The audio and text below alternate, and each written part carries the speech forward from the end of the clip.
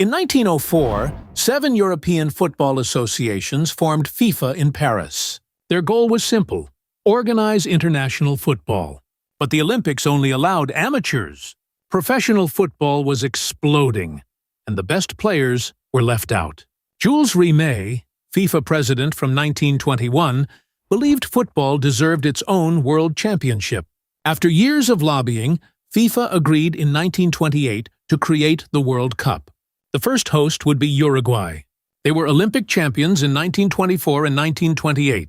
They offered to pay every team's travel costs and built the 90,000-seat Estadio Centenario for their 100 years of independence. But in 1930, getting to Uruguay meant a 2-week boat trip. Most of Europe said no. Only 13 teams played. On July 13, 1930, France beat Mexico 4-1. Lucien Laurent scored the first World Cup goal in history. In the final, hosts Uruguay came back from 2-1 down to beat Argentina 4-2 in front of 93,000 fans. Jules Rimet handed over his trophy. The dream had started. 4 years later, the World Cup went to Italy. Mussolini saw it as propaganda. Italy won 2-1 against Czechoslovakia in the final. Uruguay refused to play.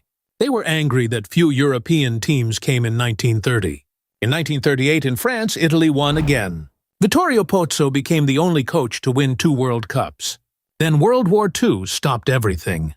The 1942 and 1946 tournaments were cancelled. During the war, Jules Rimet hid the trophy in a shoebox under his bed. Football returned in 1950 in Brazil. The Maracanã was built for 200,000 people. Brazil only needed a draw against Uruguay in the last game to win. In front of 854 fans, the largest football crowd ever, Brazil went up 1-0. Then Uruguay scored twice, 2-1. Silence. The Maracanazo was born. Brazil never wore white shirts again. In 1954 in Switzerland, television changed everything. Hungary had not lost in 4 years. They beat West Germany 8-3 in the group stage. But in the rainy final in Bern, the Germans had new Adidas boots with screw-in studs. They came back from 2-0 down to win 3-2. Germany calls it the Miracle of Bern. In 1958 in Sweden, a 17-year-old named Pele arrived. He scored a hat-trick in the semi-final and 2 in the final against Sweden. Brazil won 5-2. It was their first title. It was also the first World Cup broadcast internationally. In 1962 in Chile, Pele got injured early. Garrincha, a winger with bent legs, carried Brazil to their second straight title. In 1966 in England, the trophy was stolen and found by a dog named Pickles. The final was England 4, West Germany 2. Jeff Hurst's second goal bounced off the bar. Did it cross the line? The goal stood. It is still England's only World Cup. 1970 in Mexico was the first in color. It was the first with substitutions and yellow cards. For many, Brazil 1970 is the best team ever. Pelé, Jairzinho, Tostão, Rivelino, Carlos Alberto. They won every game. In the final, they beat Italy 4-1. Carlos Alberto's goal after Pelé's pass is iconic. Brazil won the Jules Rimet Trophy for the 3rd time and kept it forever. A new trophy was needed. In 1974 in West Germany, FIFA introduced the trophy we know today.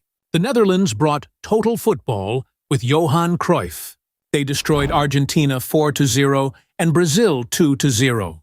But hosts West Germany won the final 2-1. Cruyff never won a World Cup. 1978 was in Argentina under a military dictatorship. There are still questions about Argentina's 6-0 win over Peru that sent them to the final instead of Brazil. Mario Kempes scored twice in the final, and Argentina beat the Netherlands 3-1. In 1982 in Spain, the tournament expanded to 24 TMs. Brazil had Zico, Socrates, and Falcao. They played beautiful football, but Paolo Rossi scored a hat-trick and Italy won 3-2. Italy went on to beat West Germany 3-1 in the final. In 1986, Mexico hosted after Colombia withdrew. This World Cup belonged to Diego Maradona. In the quarterfinal against England, he scored twice in 4 minutes. First, the hand of God. Then he dribbled 60 meters past 5 players for the goal of the century. Argentina beat West Germany 3-2 in the final. 1990 in Italy had the lowest goals per game ever. But Cameroon became the first African team in the quarter-finals. Roger Mila, age 38, danced at the corner flag. West Germany beat Argentina 1-0 in the final. In 1994, the World Cup went to the USA. The final was the first to be decided on penalties. Roberto Baggio missed. Brazil won its fourth title. In 1998, in France, the tournament had 32 TMs. Zinedine Zidane scored 2 headers in the final. France beat Brazil 3-0. Ronaldo had a fit before the match and played poorly. In 2002, South Korea and Japan co-hosted. It was the first World Cup in Asia. South Korea reached the semi-finals. In the final, Ronaldo scored twice. Brazil beat Germany 2-0 for their 5th title. No team has more. In 2006 in Germany, Zidane's last game ended with a headbutt to Materazzi. Italy won on penalties. In 2010 in South Africa, the first World Cup in Africa, Spain won with tiki-taka. Andres Iniesta scored in the 116th minute to beat the Netherlands 1-0. In 2014 in Brazil, Germany destroyed the hosts 7-1 in the semi-final. It was called the Mineirazo. Klose became the top scorer in World Cup history with 16 goals. Germany beat Argentina 1-0 in the final. In 2018 in Russia, VAR was used for the first time. Croatia reached the final, but France had 19-year-old Kylian Mbappé. He scored in the final. France won 4-2. 2022 in Qatar was the first Winter World Cup. Lionel Messi, age 35, had his last chance.